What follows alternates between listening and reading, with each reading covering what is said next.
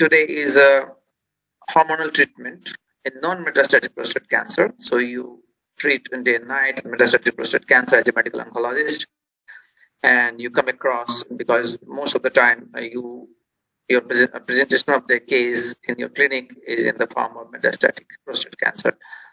However, the challenging part is hormonal treatment in non-metastatic prostate cancer, and I would begin with the background of the hormonal treatment when it began to start in the prostate cancer. So the prostate, in the 80s, the prostate cancer showed that it somehow responded to hormonal manipulation, and there was apoptosis and shrinkage in the tumor mass. And then in 90s, it also showed, in fact, the evidence was already available, but in 90s, it became a little more clear that radiation therapy would be a boon for the prostate cancer in a localized setting. So this was the study RTOG 8531, that was androgen suppression adjuvant to definitive radiotherapy in prostate cancer.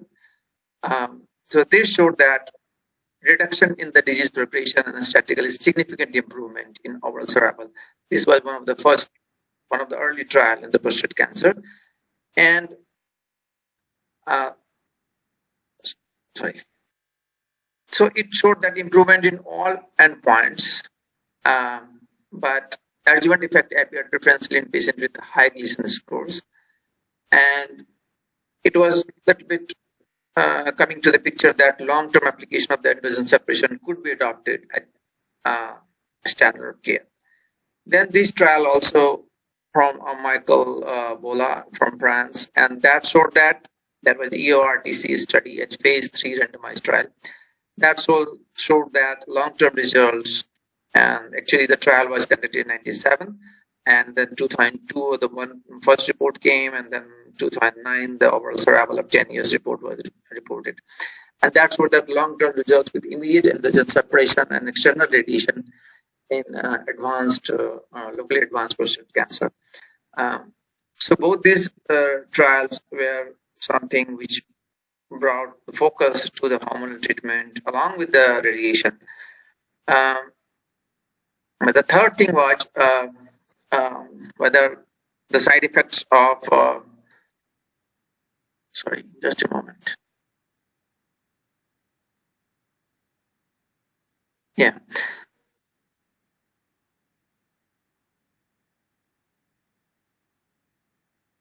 The side effect of the androgen deprivation therapy on the prostate cancer, this trial was published in 2000. This study was published in 2006.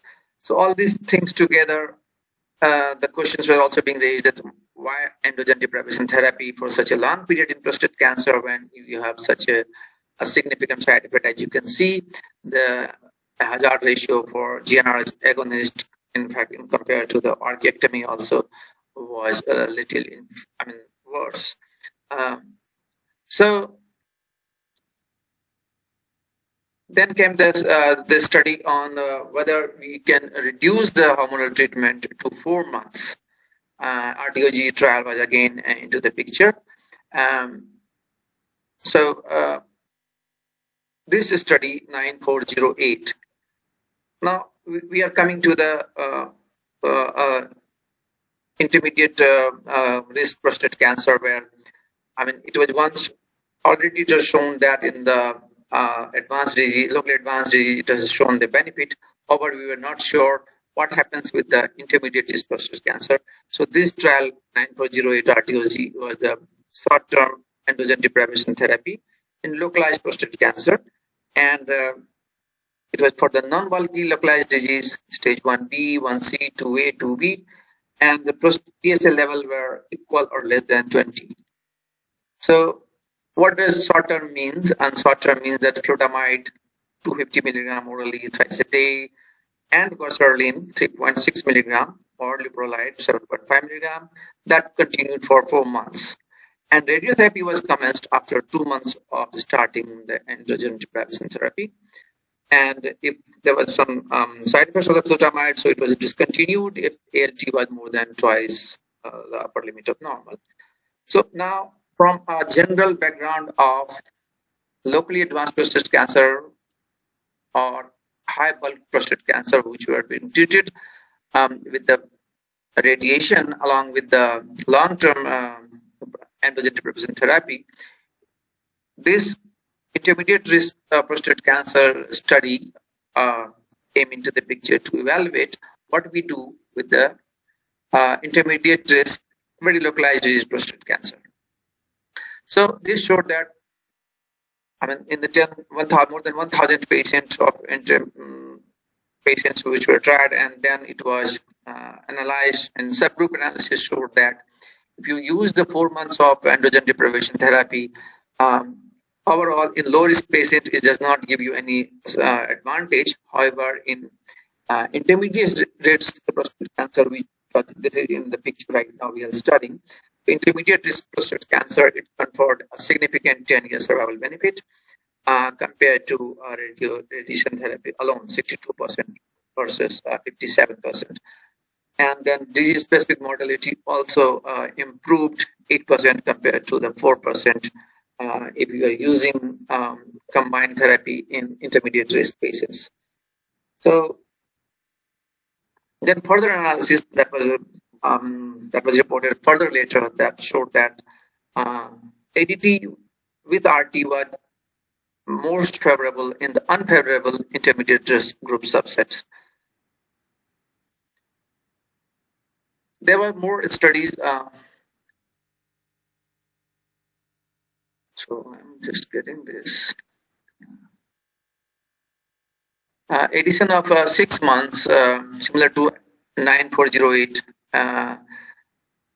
whether addition of 6 months of androgen deprivation therapy in unfavorable risk prostate cancer has any advantage. So there were more studies, and that again showed that prostate cancer specific mortality, if you are using 3 to 4 months versus 6 months, then it showed that 6 months is a little better because mortality was a little less, as you see, is going down.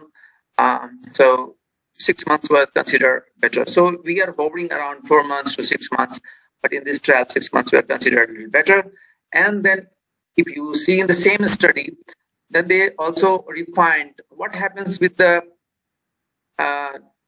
prostate cancer of different risk group, because by that time the intermediate risk, unfavorable, favorable was not so very not so very consensus based, though that part was evolving. So when it was further analyzed, and it showed that Gleason score 6 versus 7 versus 8 to 10. So if you look at the 8 to 10, it was related advantageous, and somehow also in the Gleason score 7, but not so in Gleason score 6.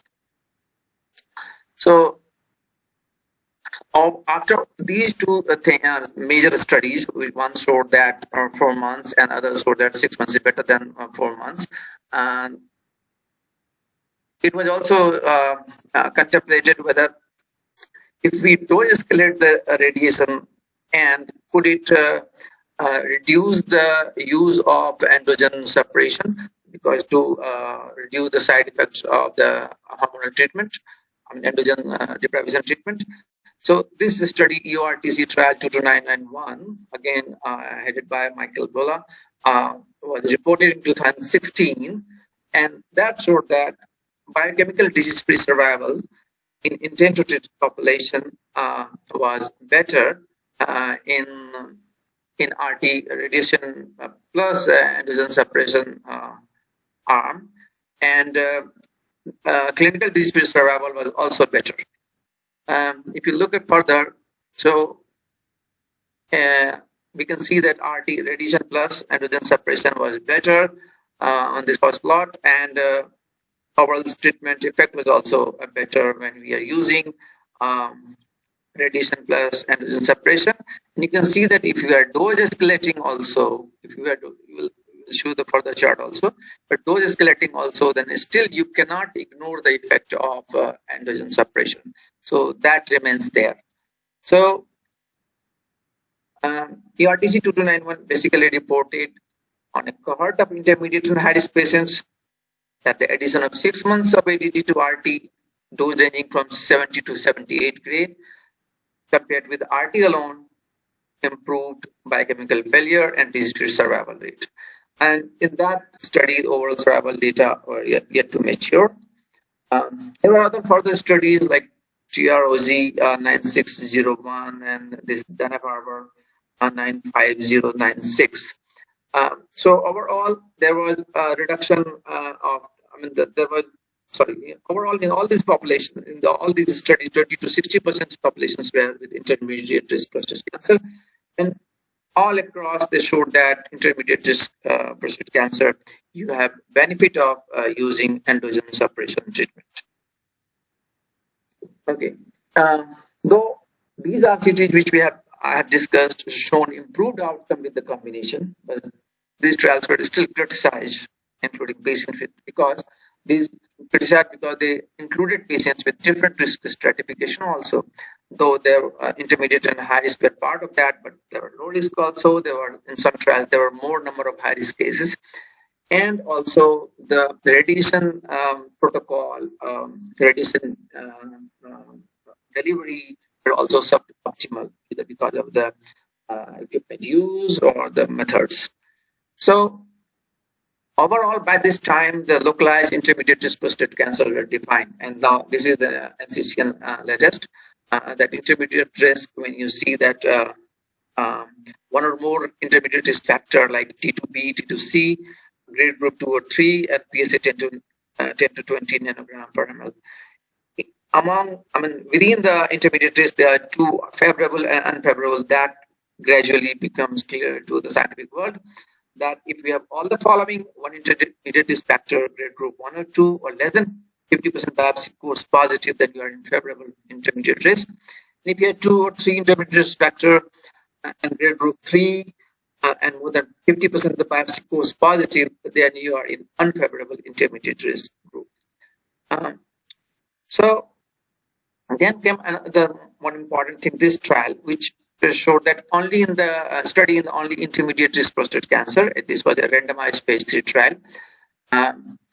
This trial basically reported recently, and that showed that was to test the hypothesis that dose escalated RT, if you try to offset the benefit of ADT and compensate it with the dose escalation of RT, can be more effective.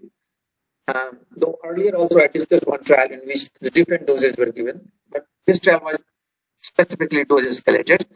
And RCT in patients with, this was a randomized control trial in patients with intermediate risk prostate cancer with the aim to compare the potential benefit of adding short-term androgen deprivation to the RT. So this is also one of the important things. And you can see that the 3 arms, 70 gray androgen deprivation therapy plus RT70. Again, androgen deprivation therapy to dose escalation radiation therapy, that was up to 76 gray. And the third arm was dose escalation up to 76 gray alone. This was the schema, and ultimately the Cox regression analysis confirmed a significantly lower rate of biochemical failure in patients receiving androgen deprivation therapy plus RT of 70 or androgen deprivation therapy plus dose escalated RT of 76 compared with the dose escalation RT 76 alone. So there was something going on with the androgen suppression therapy, even if you are using dose escalation RT. And continuing with that, it was evident that there is no significant difference whether you use dose escalated or the RT70 dose. We were using ADT in both. Though this p-value was not significant, however, numerically there was no difference. Then came another issue.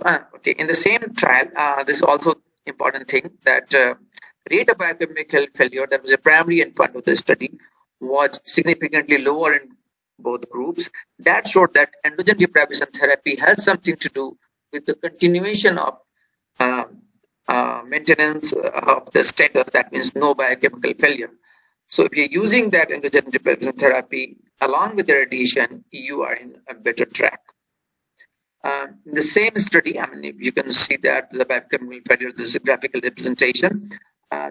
P-value here between the red and the blue or green.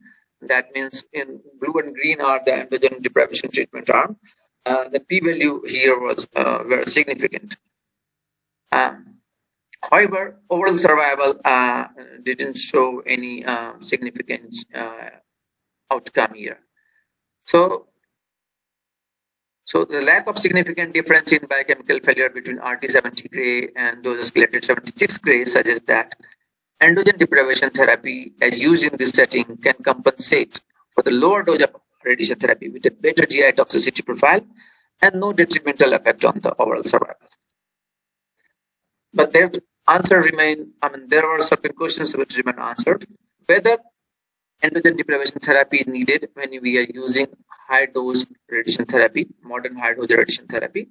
So with that regard, RTOG 0815, a phase 3 prospective randomized trial of dose escalation radiation therapy with or without short-term androgen deprivation therapy for patients with intermediate risk prostate cancer.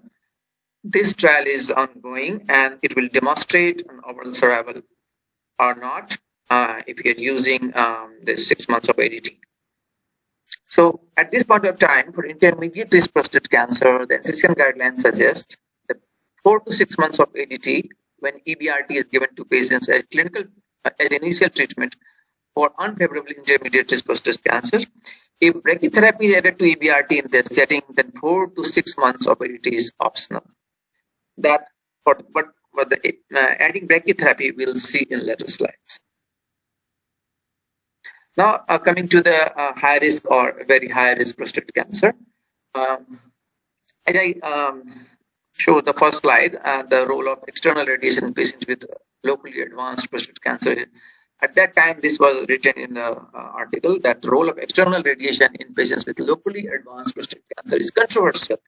So it was not very certain in 97 whether external beam radiation, till 97, whether external beam radiation is advantageous. And hormonal therapy often prolongs the suppression of primary tumor by radiotherapy. This is also more or less coming to the picture. But the question remained whether hormonal therapy should be reserved for the relapse or used early in asymptomatic patients with locally advanced disease who are receiving external radiation treatment. So see, at this point of time, this was not clear whether to use at relapse. So this trial by the Michael Bola that showed improved survival in patients with locally advanced prostate cancer treated with radiotherapy and goserelin. This was one of the seminal study, and use of ADT in combination with ABRT had traditionally been the standard treatment, but whether it has effect on the overall survival or cancer-specific survival, that was later on, after that phase of time, it was shown in the multiple trials. So what is high-risk prostate cancer? Before that, I would like to tell that for high-risk prostate cancer, if you look at all the trials, most of the trials, earlier trials, most of the patients were of high-risk groups. So whatever result came out were easily implied in the high-risk prostate cancer patients. However, the challenges remained for the intermediate risk, especially which we just concluded in our slides. So the high-risk prostate cancer, or T3A, or grade group 4, or grade group 5, or PSA more than 20. So this kind of prostate cancer qualify for high-risk prostate cancer. So the important study in the high-risk prostate cancer was EORTC 22863 trial. That was the PT124 M0. That was EBRT alone versus EBRT with 3 years of goserelin, and also the sapropterin 150 milligram per day for 1 month. That was started 1 week before the first goserelin injection. So GnRH analog plus androgen receptor blocker sapropterin both were used. However, this was sapropterin was for a short period of time. And this was the stratification, but EORT trial basically was stratified by the 1, 2, and 3 and 4, grade 1 to 3, pelvic lymph node, radiation technique. And this showed that primary endpoint was disease-free survival at 5 years, and that showed that combined treatment had an advantage. was advantageous, and hazard ratio was 0.34. With 74% of the patients in combined treatment group clinical disease free at 5 years compared to 40% of the patients in the radiotherapy alone group below the Kaplan-Meier curve. And overall survival also that was reported for 10-year overall survival. I mean, it was a 5-year and then also reported 10 years. That both showed that overall survival was significantly better with the this androgen deprivation treatment. Now, if you look at this classification of this, or it was basically subgroup analysis, that low risk, intermediate risk, and high risk within those groups, radiotherapy and combined risk, then it showed that in low risk, the advantage was very minimal or none, and intermediate and high risk, it was significantly advantageous. Then, in high-risk prostate cancer, neoadjuvant ADT before EBRT was also tried. And this was the RTOG 8610, and that was the first phase 3 randomized trial to evaluate the short-term neoadjuvant androgen deprivation therapy in combination with EBRT in men with locally advanced prostate cancer. And this was the schema, and what they did, that gossaline acetate 3.6 milligram monthly into 4, starting 2 months prior to radiation, and also used flutamide. So basically, the overall 4 months of treatment were given in the neoadjuvant form, and radiation was then continued. So overall survival, in this case, p-value of 0.12, not significant, and though numerically it was 43 versus 34%. And disease-specific mortality, though, was better with this. So neoadjuvant treatment, important thing was this disease-specific mortality, though, was important here. But more important to this study was time to distant metastasis. That definitely improved with androgen deprivation therapy. So with this study, it was also came into picture that androgen deprivation is mostly it works for the distant metastasis. And that is one of the important things when you are treating patients with the prostate cancer. Though this is the biochemical failure rate at 10 years was 65.1 versus 80%. Overall, when you do the multivariate analysis, hazard ratio of this disease-specific mortality was in the significant range.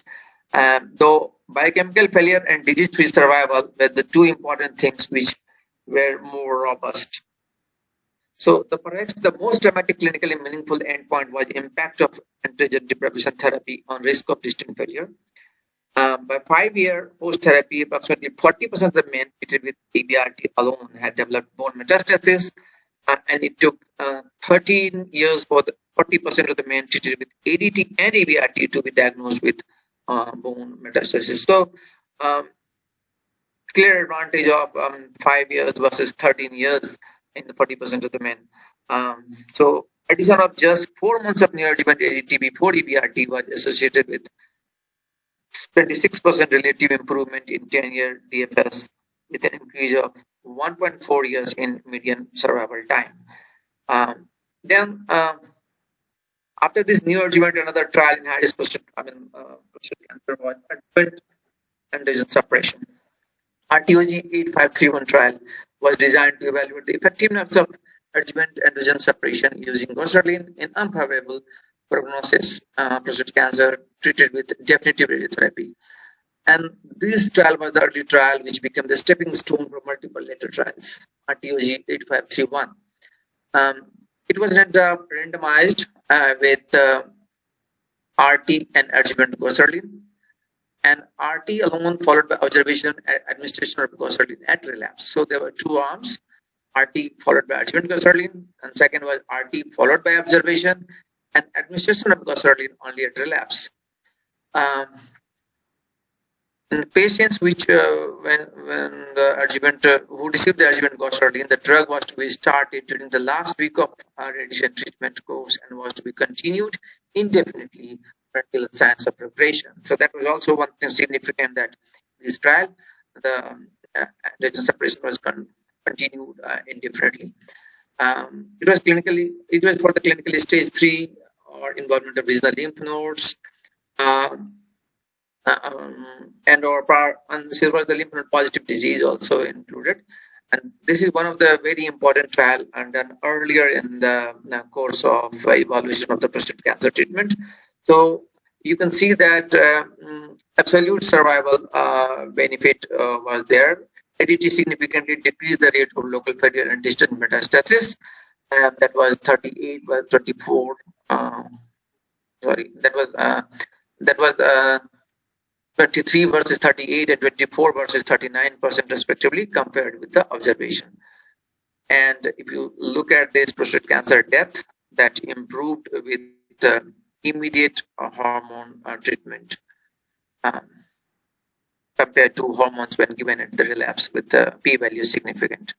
So conclusion of 8531 was significant improvement in absolute survival in subset of patients with Gleason score 8 to 10, and subset analysis showed that there was significant improvement in survival not only in Gleason score 8 to 10 patients but also in Gleason score 7 patients. So the effect of survival, and as multiple trials have shown earlier, the effect of survival was absent in patients with Gleason score 2 to 6. So in patients with unfavorable prognosis, carcinoma of prostate, critical stage 3, or those with regional lymphatic involvement, will also have tumor with high Gleason score. Long-term application of androgen suppression could be adopted as standard of care. And in line with the treatment, in line with the trials, the NCCN also suggests that if expected survival of the patient is more than 5 years, then EBRT plus androgen deprivation therapy for 1.5 to 3 years is category 1. Looking at the docetaxel, we will see later in the slides. And even if you're giving brachytherapy, ADT should not be omitted. That we will also discuss later. So in high-risk prostate cancer, you have to give 1 to 3 years of ADT along with the radiation treatment. So now the question is what to do if we are using brachy. Can brachytherapy allow us to do away with the androgen deprivation therapy along with the EBRT? So practice patterns demonstrate that receiving brachytherapy boost is associated with omission of androgen deprivation therapy, though insufficient evidence to support the omission of androgen deprivation in these patients. There is one good meta-analysis with the addition of androgen deprivation therapy or brachytherapy boost to external beam radiotherapy for localized prostate cancer can give us a result. This was a network meta-analysis of randomized trials. 6 trials compared EBRT with or without ADT, and 3 compared EBRT with or without brachytherapy. And this is the meta-analysis and showed that in case of EBRT plus minus brachytherapy, upper one, and the lower one is EBRT plus minus ADT. And you can see that in overall, the lower diamond, the EBRT plus ADT is better than EBRT plus brachytherapy. So from the same trial, the ADT plus EBRT improved overall survival, while the brachytherapy did not significantly improve survival. Current practice pattern of omitting ADT with EBRT plus brachytherapy may result in inferior overall survival compared with EBRT plus ADT in men with intermediate and high-risk prostate cancer. If a brachytherapy boost was added to EBRT, addition of ADT was needed to prevent the inferior overall survival that would result from omission of ADT. Now, after looking at the intermediate risk and high-risk prostate cancer, the important thing is what is the duration of ADT that often comes into our mind. Several trials have compared the shorter versus longer course of ADT. So 4 versus 24 months, 9202 trial. So this was for the usual, the T2C to T4 disease, 4 months of goserelin plus flutamide initially, and then they were randomized to no further therapy versus 24 months of goserelin continuation. So it showed that disease-free survival, overall survival, and biochemical failure significantly better with 24 months additional ADT and here the interval to biochemical failure was surrogate for disease-free survival and overall survival because this also has shown in multiple study. So um, this was the basis for recommending in high-risk prostate cancer 4 months, 24 months of overall, 1 to 3 years of androgen deprivation therapy. And then again, another trial was 6 versus 36 months that also showed that prolonged course of ADT was associated with significant decrease in overall mortality. Though it was also important that long course was associated with more side effects, but the difference between the two groups largely resolved with time. Now, what to do with the Gleason grade 5 disease? So this is individual patient data meta-analysis of 992 patients. This was recently reported, and it was shown that lifelong androgen deprivation therapy improved overall survival in patients with grade group 5 disease, and in grade group 4 disease, both long-term and short-term ADT improved overall survival over RT alone, but lifelong ADT was not good here. Okay, and brachytherapy plus androgen deprivation therapy, as we have discussed, but the ongoing RTOG 0815 trial includes patients who will be on the short-term androgen deprivation therapy plus brachytherapy.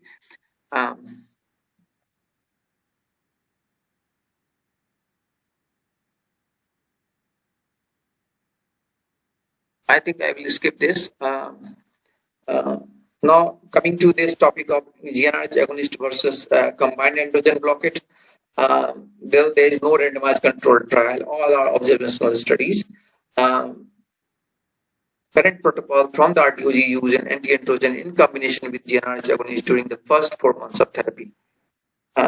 Now, looking at the chemotherapy, role of chemotherapy while we are using ADT and RT. Several trials have, especially in high-risk prostate cancer, several trials have explored the benefit of adding docetaxel-based chemotherapy to ADT and RT, but the results are conflicting. Though GTG 12 trial that used docetaxel along with estrometine trained toward improve recurrence-free survival, but overall survival was not improved. RTOG 0521 improved DFS, but long-term result awaited. Stampede 20% and 20% of the patients with lymph node distance metastasis with 14% lymph node metastasis. No benefit in overall survival in non-metastatic subject with addition of docetaxel. Then the neoadjuvant approach of ADT, as we have already discussed, but here I'm just giving you the crux that the guideline from ESCO, AUA, ASTRO, and SUO, and NCCN do not recommend ADT before resection. So no convincing evidence that any neoadjuvant approach improves outcome. Now, we are looking at newer anti-androgen like enzalutamide, apalutamide, and in high-risk cases, I mean not M0, only high-risk cases, then still we don't have evidence, though multiple phase 2 trials have been done, but there is nothing concrete at this point of time. Though it has improved pathological complete response when you are using this drug. Now coming to pathological stage 3 disease, when the patient has undergone prostatectomy and there is positive surgical margin, what to do with those cases? Here, concurrent ADT, because ADT in conjunction with adjuvant or salvage RT following prostatectomy remains controversial. 2 trials from RTOG, no definite answer. RTOG 9601, when patients have elevated serum PSA following a radical prostatectomy. So here, radiation plus bicalutamide to 2 years versus RT only improved OS, but not prostate cancer related deaths. So we are not sure what happened with that. And RTOG 0534 adjuvant RT with ADT had better PFS than only RT. and androgen deprivation therapy alone without radiation therapy, uncertain significance. So here, if we have this pathological stage 3 followed by surgical margin positive, uh, concurrent ADT is still practiced, but evidence is not very good quality.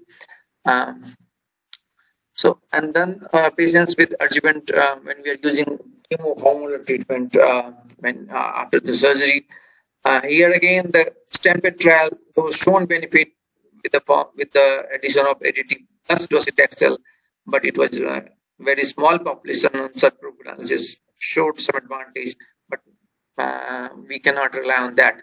Then high-risk prostate adenocarcinoma prostate, RTOG 0621, 9921, 521. Still, we don't have evidence of infusion of chemotherapy in such cases. So 15 minutes left now. Adjuvant ADT after radical prostatectomy in lymph node positive disease. This is very important, recently reported trial. Immediate versus deferred androgen deprivation treatment in patients with node positive prostate cancer after radical prostatectomy with pelvic lymphadenectomy.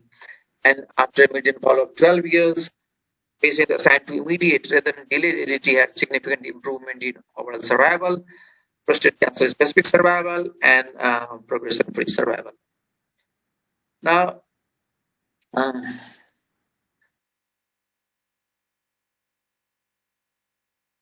systemic therapy, if we are looking at, because in cases where you have to, after the surgery, if you have to give the treatment or after the radiation, like salvage RT or post-salvage RT, and patients who are not a candidate of salvage RT and non-metastatic castration-resistant prostate cancer. In these cases, you have to use the systemic therapy. So what is the guideline for the biochemical failure?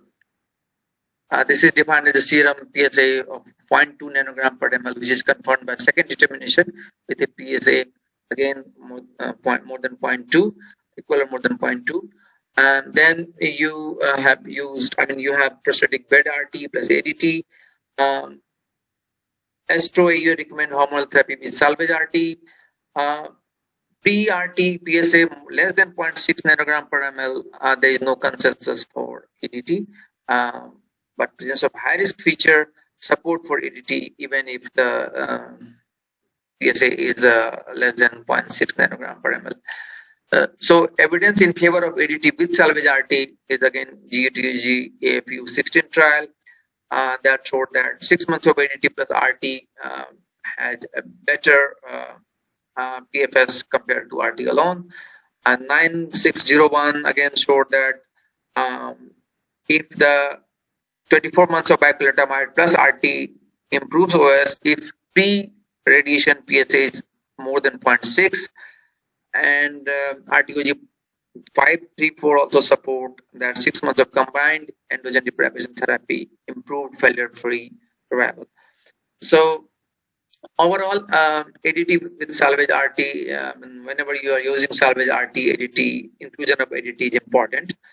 And if a patient has undergone salvage treatment and there's a further rise in the PSA, this is controversial field where still we don't have clinical evidence. And Canadian trial is comparing early versus delayed treatment with goserelin in post-salvage treatment rise in PSA.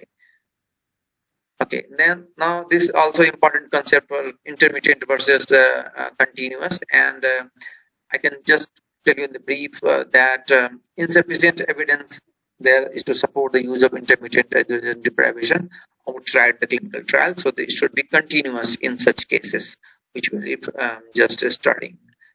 And then the important thing was the ADT plus docetaxel. If the PSA is the only evidence of disease in rising PSA is the only evidence of advanced disease, so ADT plus docetaxel is not conclusively established, though Stampede and one published in JAMA had shown improved OS. And ADT plus abiraterone, again, Stampede trial only 1.8% of the population, so it should not be a conclusive, it should not be considered a conclusive report. Then what happens with the lymph node positive disease, which is found in the radical prostatectomy? Lymph node metastasis found at radical prostatectomy should be considered for immediate androgen deprivation therapy with or without EBRT, but that observation is also an option for these patients.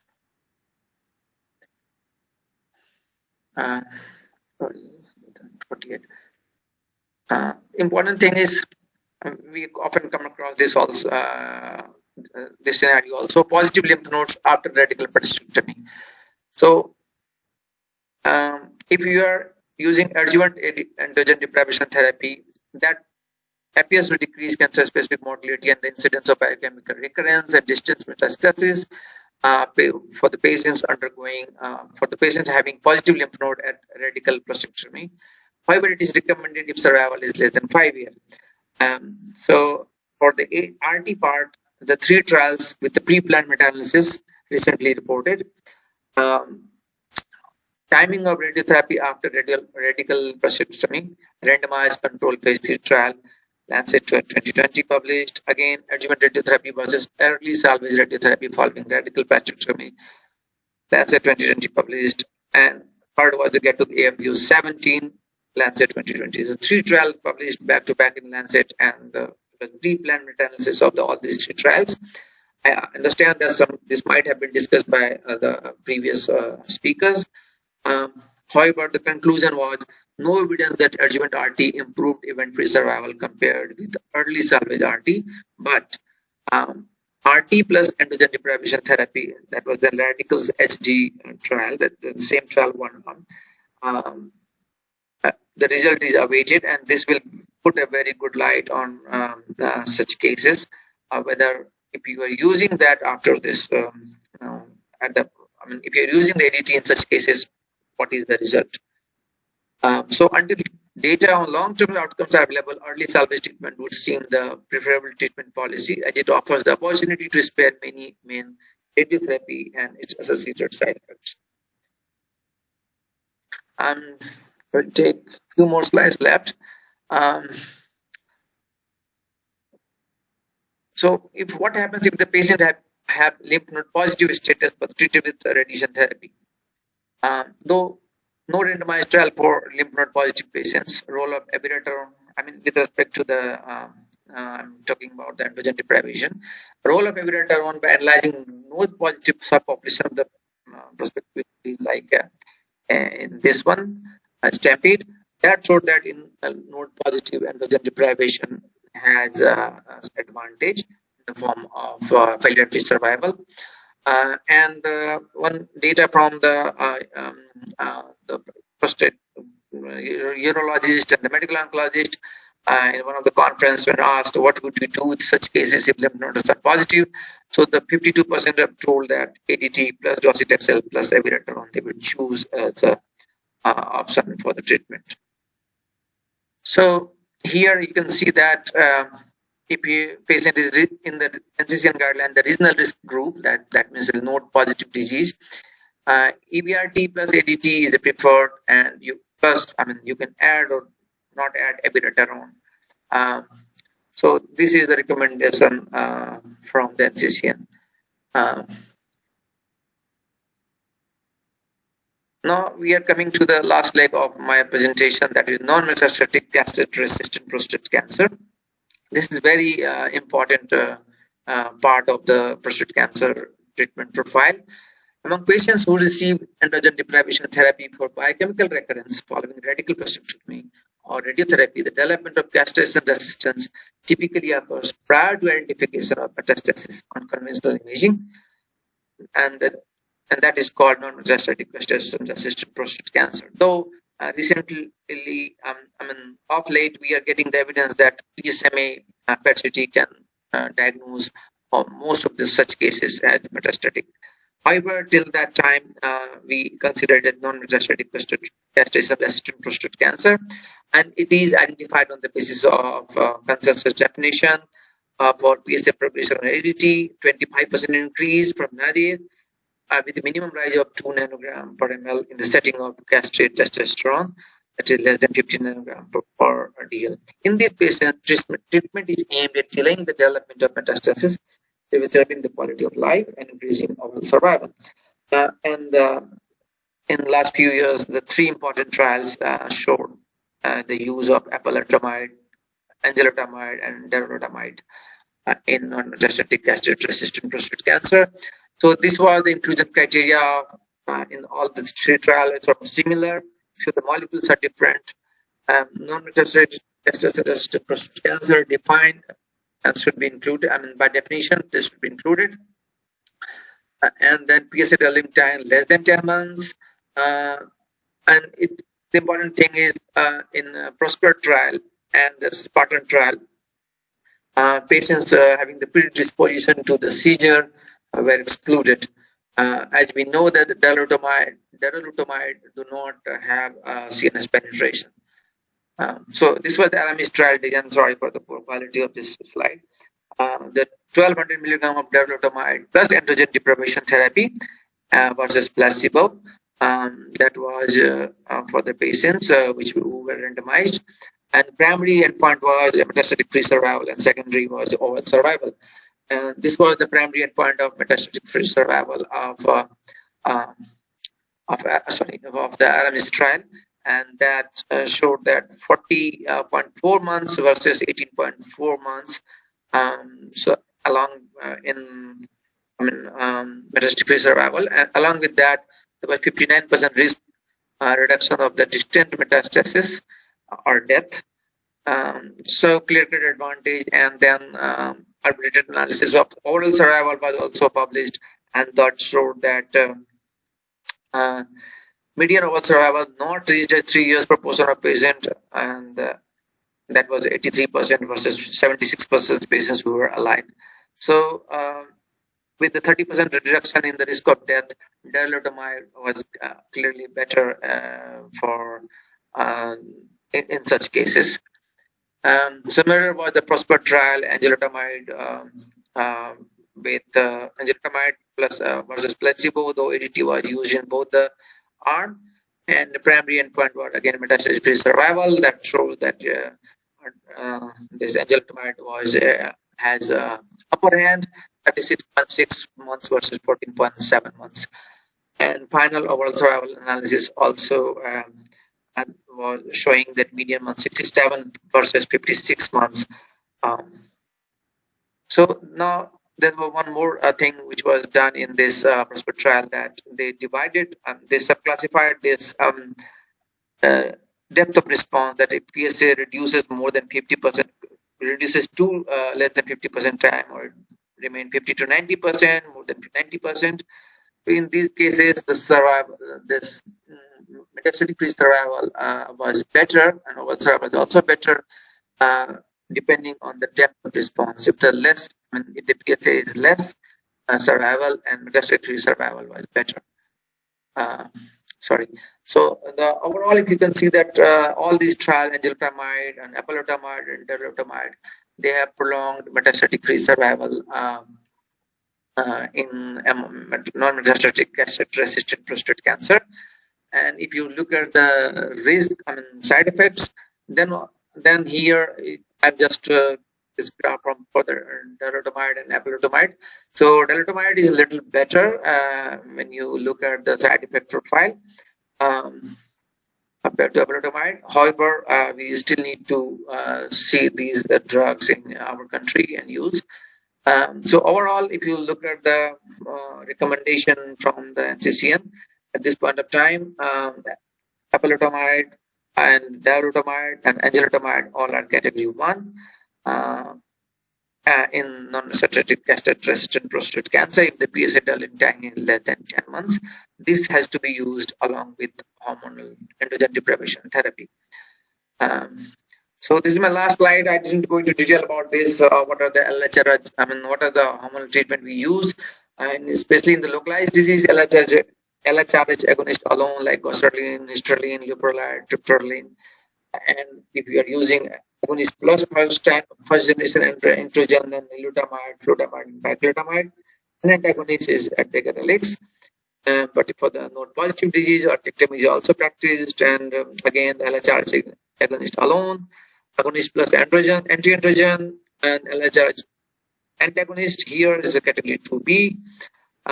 Now in this you have LHRH agonist plus abiraterone, antagonist plus abiraterone.